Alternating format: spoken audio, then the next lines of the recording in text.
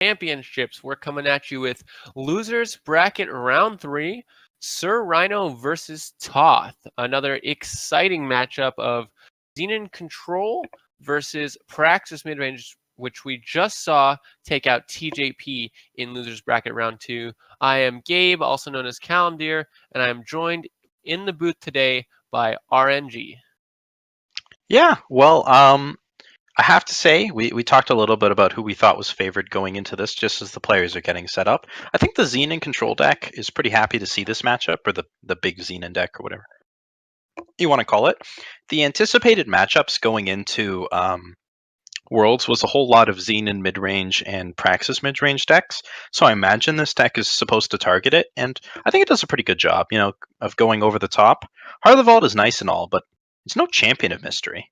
Like it only takes 3 of each influence. Champion of Mystery takes 6. That's got to be better, right? Yeah, more influence means more power. Right.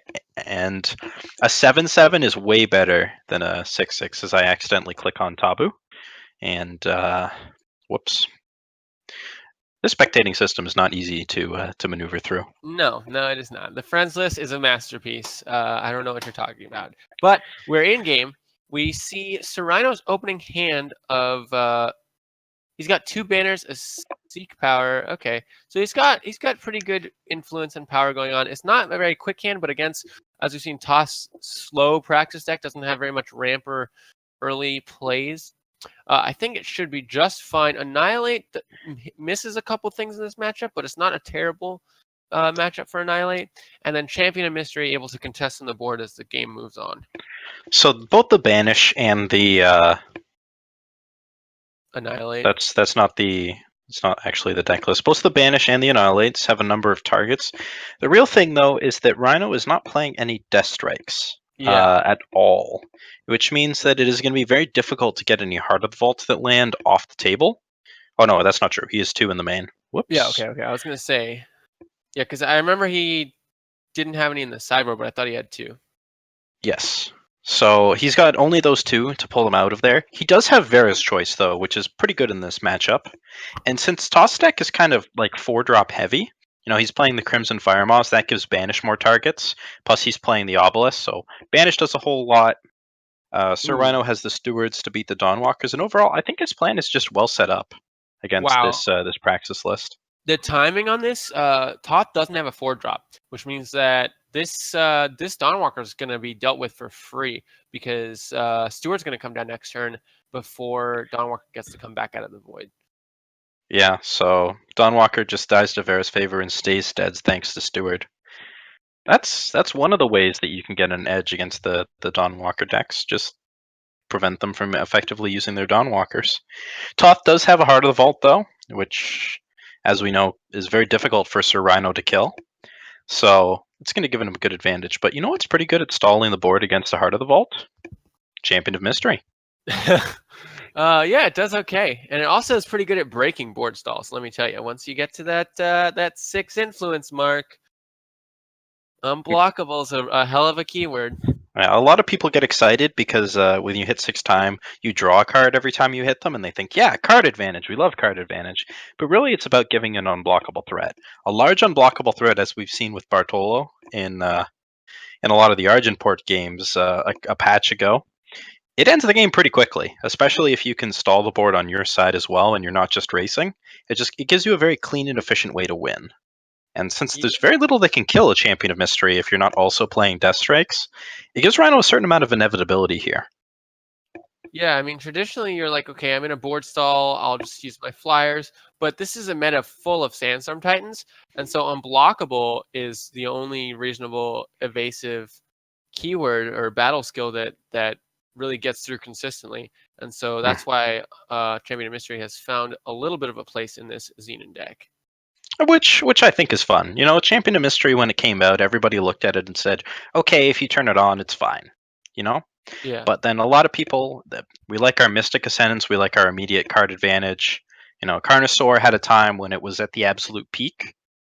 One of the very best cards that you could play, and a lot of people have been sticking with those cards, so it's nice to see Champion of Mystery sort of find its niche, going over the top of a lot of these decks that are trying to go over the top of each other. Yep.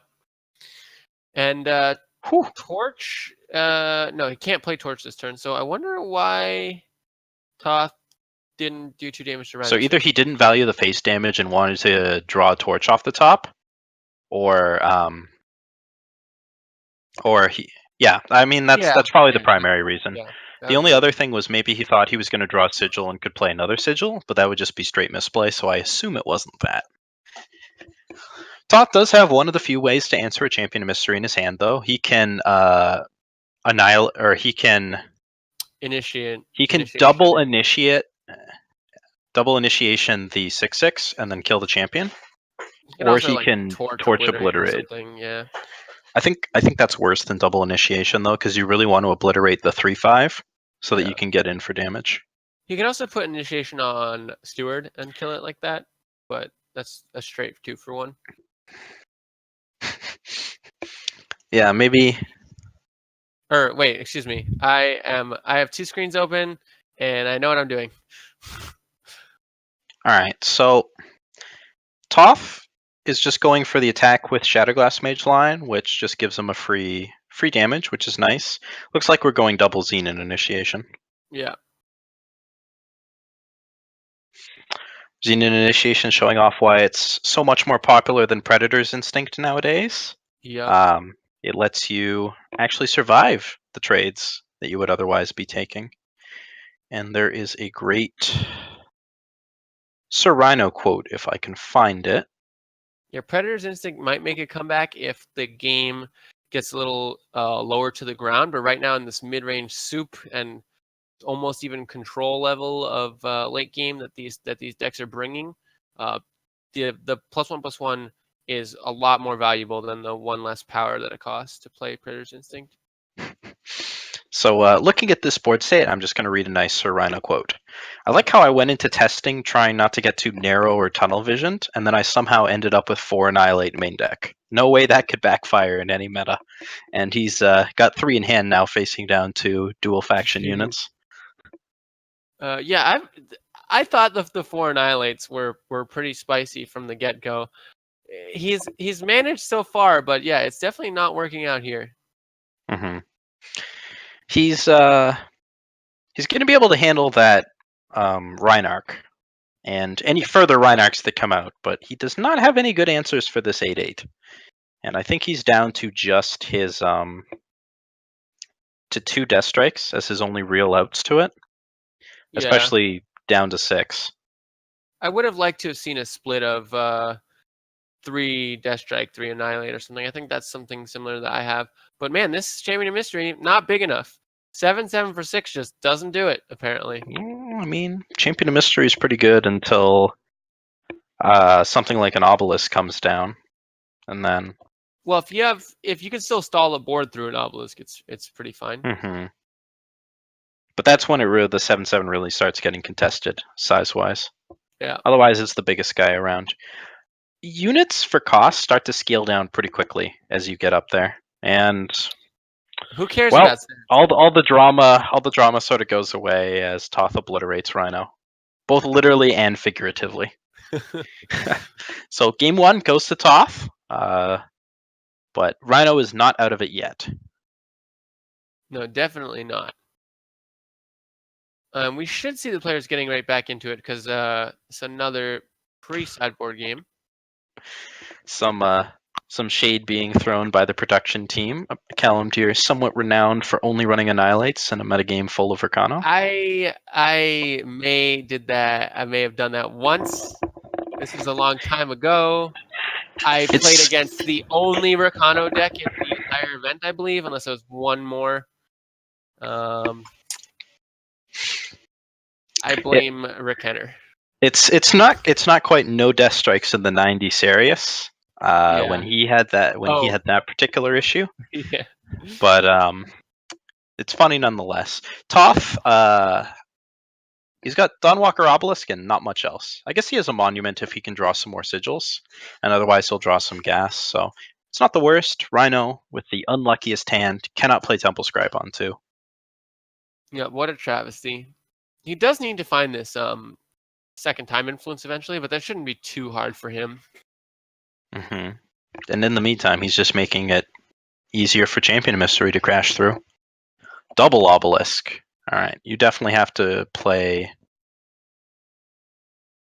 You need to play Acolyte here, right, to guarantee the Obelisk? Guess not. Oh, All right. yeah, clearly not. All right, he's We gonna live finish. dangerously. Yeah.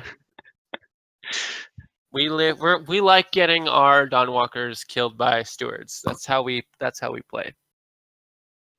I mean, you baited out the Steward, Yeah. which Good definitely bait. wasn't a good play against you, regardless. Yeah, it's a little bit awkward there. And the turn 2 death of the the turn 4 death of the Dawnwalker is going to happen again. Mm-hmm. Rhino But he finds won a last seek power. time, so Yeah, that's true. Don't need Dawnwalkers. I got burn spells. Rhino comments on the deja vu, so spotting that. Toph can purify here, I guess. Yeah, I don't know if think he needs to. Rhino finding that second time influence is going to be a big deal. I'm inclined to just like play Obelisk while I have the chance to, while I don't like, have anything else to do, and I'm not taking too much damage in return, because it is a pretty slow card. Not drawing power is a little bit awkward for Toph there, but he gets in some free damage, and then he'll probably play the Obelisk now. And by that, I mean Torch Purify. Okay. He wants to. Okay. I'm not sure if I agree with that line, but I don't. I'm sure I don't. Now we're so Cerrano. He's drawn some cards. Temple Scribe is quite the card, and we very nearly got 2 active champions. And I'm not sure what Toph does with that here. He can play an Obelisk now and attack in, but Rhino will take 3 damage at 25 and be okay with it. But yeah, in reality, the Torch doesn't do that much in this matchup. So the Torch is always going to be 2 for 1ing itself. You're just going to use it to finish something off. The argument is for Purify if you think killing a Steward is worth it, or if you want to silence something like. I'm not arguing with the value trade. I'm just not sure about the timing of that. Yeah, so I'm not sure either. But he's about to be. He's gonna experience some mystery. Championed, yeah. Experiencing some mystery. I was trying to think of a good line for that, but Toph is really trying to get his opponent to block here, which Rhino's just not going to do. The second Obelisk is really big though, because it does mean that his Carnosaur is going to be large enough to trade with the champ or to survive hitting the champion. Yeah. So does Rhino leave off Annihilate, or does he go for the second champion here? He does get the unblockable champion. Doesn't really matter because there's nothing to block with right now. But if Rhino's playing carefully, he'll play Waystone Infuser and hold up Annihilate. Yeah, that's really the only thing that can punish him. And that will probably win him the game. That'll leave Toph with basically no options, and that's what he's going to go for. Cursing his luck for there not being a sigil on top. Yeah, and now Toph is at. I think he can draw a torch. If he goes for Carnosaur, he's super boned, and he does, and he's super boned. Yep, and that's just a good play out of Cerrano there, knowing not to overextend. Not getting too greedy with the champion. He would have been in okay shape regardless, since he would have had a champion of mystery in play. But now he has 2, and that's twice as good. And he also doesn't have to deal with a Carnosaur at all. Yeah. Well, he would have just annihilated it the turn after. Yeah, true.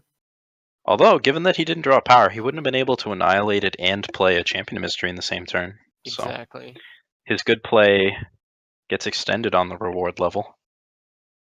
Although, I'm not sure the Praxis is a good way to kill 2 unblockable 7/7s in one turn. So I think this one's just going all Rhino. All Rhino, all the time. Except for last game, when he died horribly. Last game, yeah. All Rhino, all the time, some of the time. So once again, we see the 1-1 split as players trade powerful draws back and forth. And now we really got to look at the sideboards. Hopefully players will give us a little bit more time to talk about that, but I know they're eager to get back into the match, so I will be keeping an eye on that. Does Toph's board really improve matters all that much. He's got Praxis Displacers, which are Slow. spicy. Slow is pretty good. Praxis Displacer is pretty good.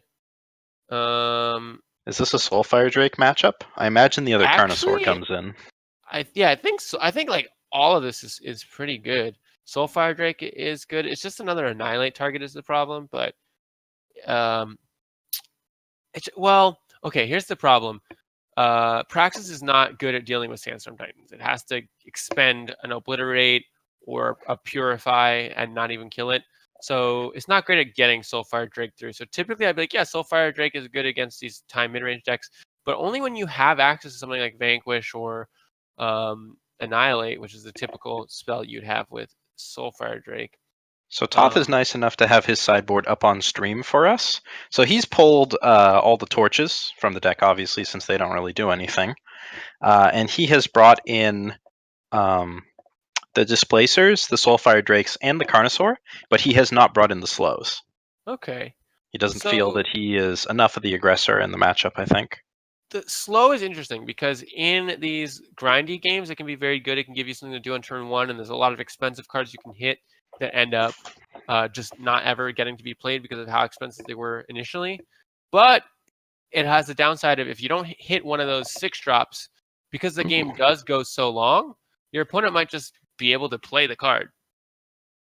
He pulled out the Shatterglass Mages to make room for all of that. So he does not have any he does not have any Shatterglass Mages. I don't think Rhino has any key relics though. Yeah, I think that's fine. Rhino on the other hand, Sabotage, not sure if this is the right deck I think for that, Vera's Choice is fantastic here. Yeah, Vera's Choice is great. Honestly, not Subvert is spicy. Subvert's possible. Last Word is better versus Combre. There's too much direct damage. So I think it's mostly just Carnosaur and Vera's Choice. Probably toss in a gift in there. That's probably fine. I don't think you need to. I think you can. Yeah. Depends on what you feel like taking out. Here we see a Vera's Choice on 2. And Toph so Rhino is spoiled for choice. I think Dawnwalker just dies a horrible death again, especially since Rhino has a second. Yep. Which might just take out the Soulfire Drake later on, or the Heart of the Vault if he feels that way. Yeah, it depends on what he has an answer for, right? Because he has an answer to this Fire Maw with Banish. Mm-hmm. So it's gonna be okay. So take Dawnwalker. Either Heart of the Vault or Soulfire Drake, depending on what he finds an answer for later. The delay was Rhino writing down the card names, probably. Yeah. Steward is a big draw here. He feels unlucky though, because he took the Dawnwalker, and Steward just very cleanly answers the Dawnwalker. So, Toss hand, if he gets there, has a lot of high end. I don't know if Rhino's going to let him get there, but there's a lot going on there. So if you're Rhino, do you seek power and then Vera's Choice, or do you banner and then Vera's Choice the turn after to try and give them an extra draw for more information and options? I think you seek power banner. I think that's the least committing of committal of the lines. It lets you play the Steward next turn if you want to, depending on what you care about Vera's choicing. And I think he will play the Steward here. You're like trying to play Banish and Vera's Choice in the same turn kind of thing. Yeah, but what this does is okay, never mind. He drew the 5th power. If he didn't draw the 5th power, he had it the whole time. Right. Yeah, it would have been much worse. But now he certainly has a decision. I think it's going to end up being Soulfire Drake, just because of the way that the power is breaking down. But both Carnosaur and Heart of the Vault are priority targets to get out of there. Yeah, I think Carnosaur over Heart of the Vault. You can when you have a Mystic Ascendant in hand, you can deal with your opponent drawing a card. You can't deal with your opponent killing your Mystic Ascendant. But yeah, you also can't deal with dying, so that Soulfire Drake is being taken care of. It's just he doesn't have. If he had an Annihilate or something, he would have probably left it with the Steward in play and whatnot. But just playing it safe is Rhino. Well, I think he might have still taken it anyway, because if he had an Annihilate, he would just annihilate the Carnosaur. That's true.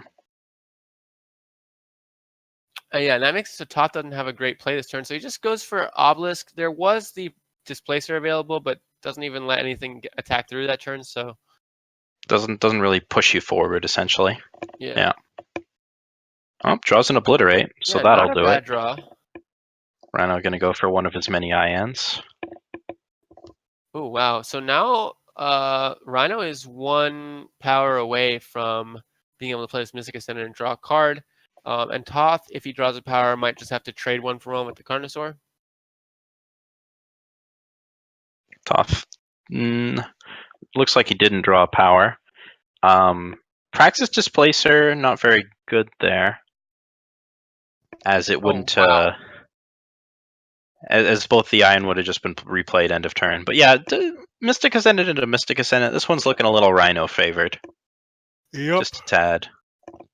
I don't really see Toph getting out, and the banner just for the extra rub in. Can't even play the an undepleted power this turn. And Mystic Ascendant is back in hand where it's totally safe. He can play Xenon Initiation. That's true, but I don't think it's going to do enough. I think just with these it kills the IN. If Rhino doesn't draw power, it could be enough. Okay, that's with fair, but he can still play the 6/6 Ascendant. But then the Carnosaur just kills it. No, because of the Obelisk in play for Toph's side. Oh, you're correct. So this might be enough for Toph. Funnily, it's all about you want your opponent to blank on power and draw a real card instead. Yeah. Really, he wants him to draw another Mystic Ascendant. Well, no, didn't blank on power.